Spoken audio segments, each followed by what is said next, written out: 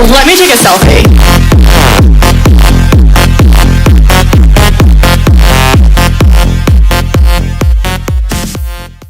TGIF, and thanks to all the ladies tuning into the Natural Blonde Show. I'm Sarah, and I've recently realized that I'm an addict.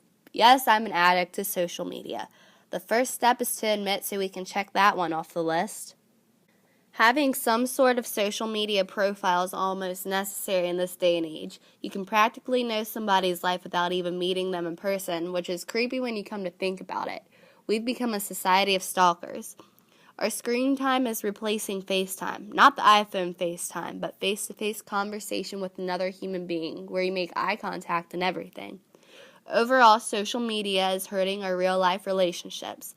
I've noticed that people still hang out, but it usually involves sitting in the same room while sitting on a social media site.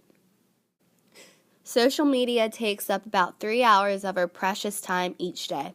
Now, I know if you're like me, you can use that time for plenty of other things besides posting to that wedding board you have on Pinterest, even though you still need the groom and the ring. Sitting and scrolling through these sites affects our waistline too. Down the road, this could lead to weight-related issues like heart disease, the #1 killer of women. Our mental health doesn't fare well either. Depression and anxiety are on the rise like the amount of followers you have. Scrolling through these sites with all of these amazing pictures, it's easy to start comparing your life to someone else's, and next thing you know, that green giant is on your back. Jealousy isn't pretty on anyone.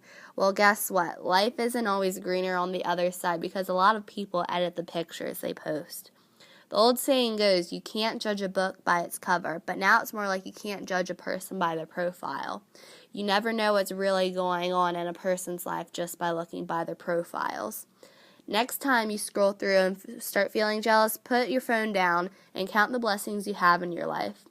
You don't have to compare yourself to that famous yoga chick on Instagram like I always catch myself doing. You can still have an awesome life even if you aren't a yoga teacher living in Aruba. I love social media, but I need to know my limits. I've started off slow.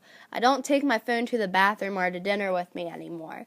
So let's all make a promise to each other and cut back on social media and spend more time in the real world. I hope you all have a great Friday and decide to give that old friend a shout out instead of scrolling through their profile. Peace, love, and Friday selfies. Be clever.